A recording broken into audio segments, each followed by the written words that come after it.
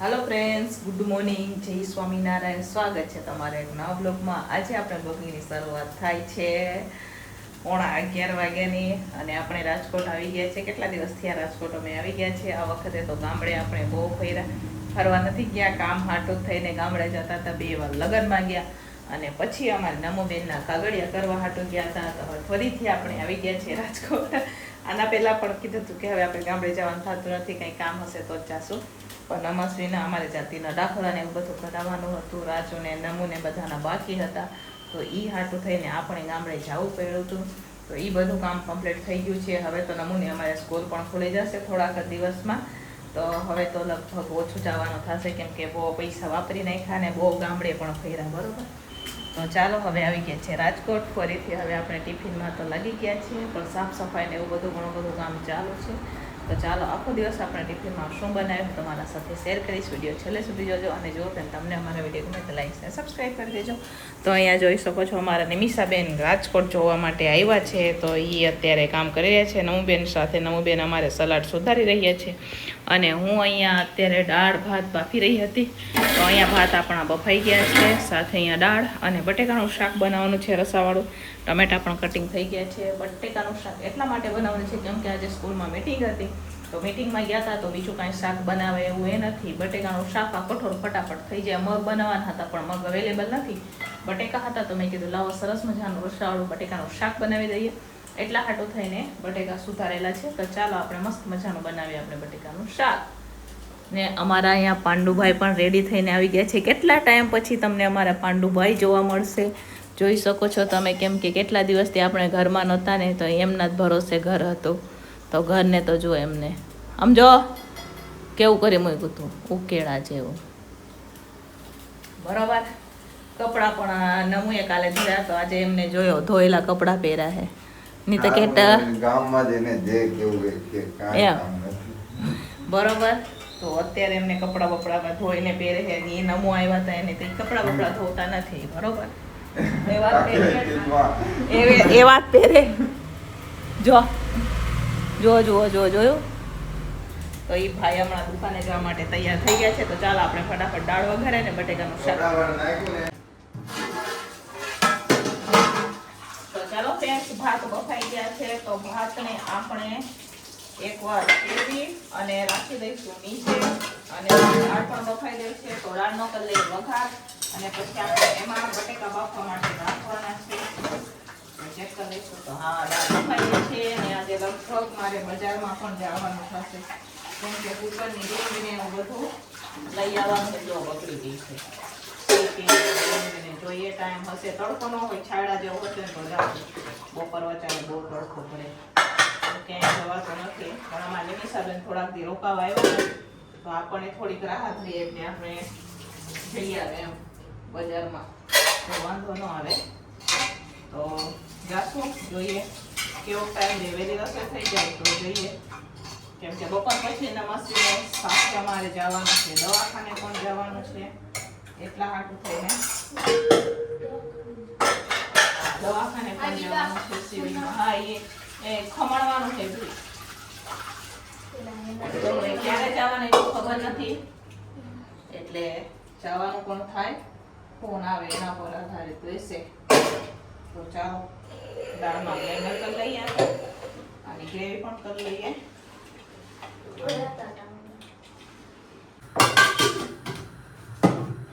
તો ચાલો ફ્રેન્ડ્સ, અત્યારે હવે આપણે દાળનો વઘાર કરી રહ્યા છીએ, જોઈ શકો છો તમે। અહીંયા તેલ મૂકી દીધું છે, મરચાં પણ નાખી દીધા છે, સૂકા લાલ મરચાં નાખશો આપણે, મેથી દાળનો ટેન્ડર થઈ ગયું છે, કેમ કે કુકર આપણી પાસે મોટો એક જ છે, એક કુકર બગડી ગયો છે, એટલે એક જ કુકરમાં આપણે બટેકા પણ બાફવા પડે એવું છે। તો દાળ વઘાર કરી લે ને પછી આપણે બટેકા બફાવા નીચે સલાડ ને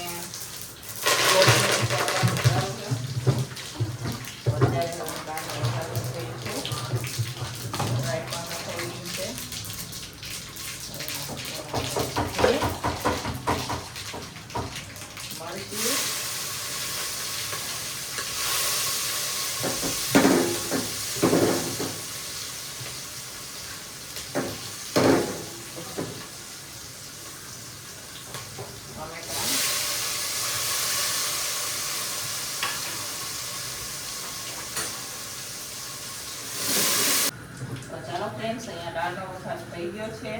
તો અત્યારે હવે હું મેથી નાખી રહી છું, કસૂરી મેથી. બદામ મમ્મી કે સાથે આપણે અહીંયા સાંભાર મસાલો નાખશું અને થોડીક વાર ઉકળવા દઈશું. પછી એમાં લીંબુ ને ખાંડ નાખવાનું છે. કુકરને ઉટકી અને આપણે બટેકા બફાવા માટે રાખી દઈશું.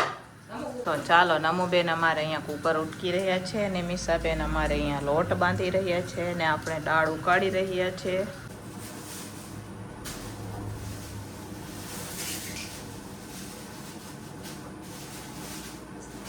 તો ચાલો, થોડા કેટલા વટાણા હતા એ પણ આપણે નાખી દીધા છે. તો વટાણા બટેકાનું શાક થઈ જાય. અહીંયા સરસ મજાની દાળ પણ આપણે ઉકળી ગઈ છે, જોઈ શકો છો તમે. આમાં આપણે લીંબુ અને ખાંડ પણ નાખી દીધી છે. તમે ગોળ પણ નાખો, પણ હું ખાંડ નાખું છું. મારી દાળમાં ગોળ નથી નાખતી. અહીંયા અત્યારે હું બટેકા બાફી રહી છું. તો બાફવા માટે તેલ ગરમ થવા માટે મેં નાખી દીધું હતું. હવે રાઈ નાખશું, હિંગ નાખીને બટેકાનું શાક કરી લઈશું આપણે. પછી ફરીથી ઉધારશું આપણે ગ્રેવી, ટમેટાની ગ્રેવી કરી ફરીથી 2 વાર વઘાર કરવાનો હોય બટેકાના શાકને. આપણે બીજી વારમાં વઘાર કરશું. નમો ગ્રેવી કરી લે. અત્યારે હવે આપણે રોટલી બનાવી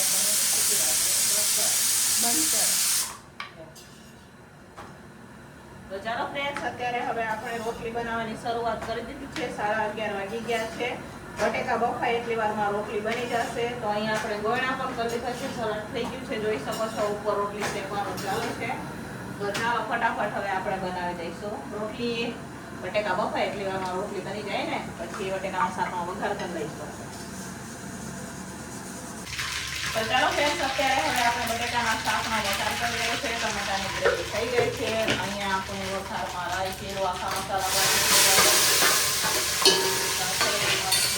કટિંગ પણ નાખી દીધું છે. તો હવે આપણે ટમેટાની ગ્રેવી નાખશું. વાગી ગયા છે 12.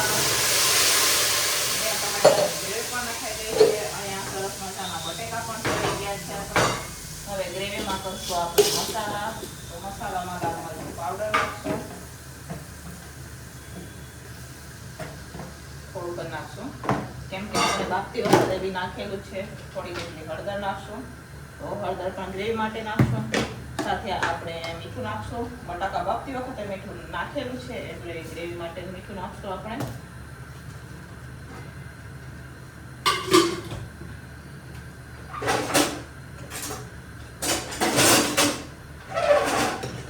થોડીક વાર ગ્રેવીને આપણે પાકવા દેવાની છે. હવે આમાં થોડી કેટલી કસૂરી મેથી નાખશું. અહીંયા કસૂરી મેથી નખાઈ ગઈ છે. સાથે સાથે આપણે ગરમ મસાલો પણ નાખવાનો છે. થોડી વાર ગ્રેવીને હવે આપણે પાકવા દઈએ. એટલે આ મસાલા છે કબાટમાં આપણે રાખી દઈશું. તો ચાલો ફ્રેન્ડ, સરસ મજાની અહીંયા ગ્રેવી પાકી ગઈ છે. તો હવે અહીંયા આપણે વટાણા બટેકાને જોઈ લઈશું. તો સરસ મજાના વટાણા બટેકા પણ ચડી ગયા છે. તો હવે ગ્રેવી પાકી ગઈ છે. તો હવે આપણે એમાં નાખી દઈશું. ચાલો ફ્રેન્ડ્સ, અહીંયા સરસ મજાનું હવે રસાવાળું બટેકાનું શાક જોઈ શકો છો ઉકળી રહ્યું છે. તો આપણે રસાવાળું જ રાખવાનું છે. ગોળીને બંધ નથી કરવાનું. તો રસાવાળું રાખવું કરું તો ચાલો હવે નીચે ઉતારી દઈશું ને ઉપરથી આપણે એમાં નાખશું કોથમીર. કેમ કે મસાલા બધા થઈ ગયા છે તો ઉપરથી આપણે કોથમીર નાખીએ. તો આ મસ્ત મજાનું આપણે રસાવાળું બટેકાનું શાક બનીને તૈયાર થઈ ગયું છે.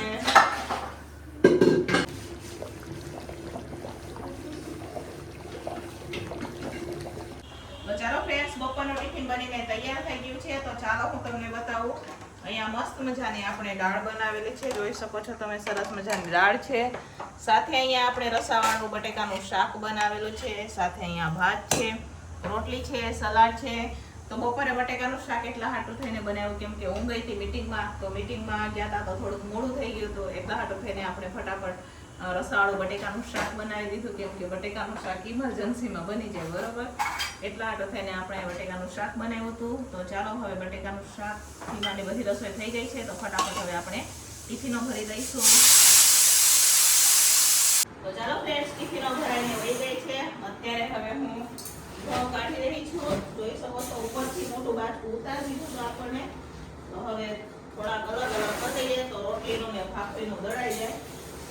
તો આ 40 કિલોના ઊંધા 40 કિલોના બાચકા આવ્યા હતા. પછી તો આપણે કઠે ભરેલ છે એટલે અડધા લઈ જાય છું બધું. આમાં અત્યારે હું રોટલીનું ભરું અને ભાખરીનું તો સાદું નહીં દળાવે, એકાદ ડબરો કરાવી દઈશું. કેમ કે થોડો કેટલો લોટ કોયરો છે એટલે મૂકવા જાય તો ભેગું દળાય છે. તો 12:30 જેવું થઈ ગયું. તો હવે આપણે દેણ મૂકી કરી દઈએ.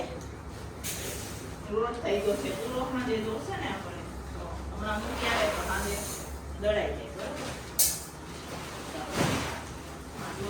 આપણે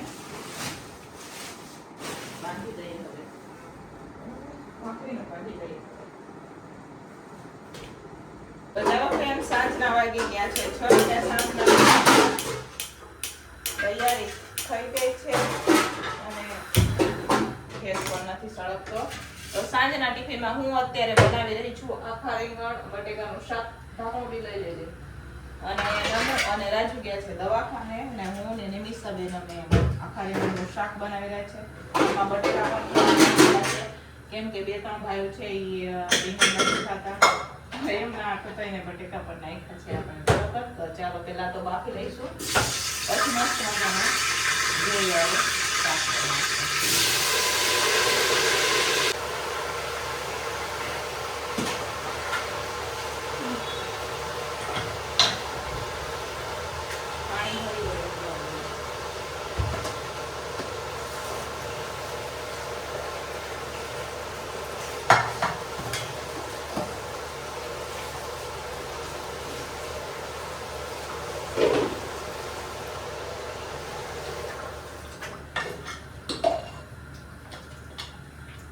જો આ રીંગ બગડી ગઈ ને એટલે મારે જવું છે. કાલે તો ચાહું છું ટાઈમ કાઢીને પણ બપોર અત્યારે, કેમ કે પછી મશીન સ્કૂલ ખુલી જાય ને પછી તો ન ભેગું થાય. અત્યારે ઘરે છે એટલે ટાંકણું લઈને જવું પડશે બજારમાં. અને રીંગને શીખીને બધું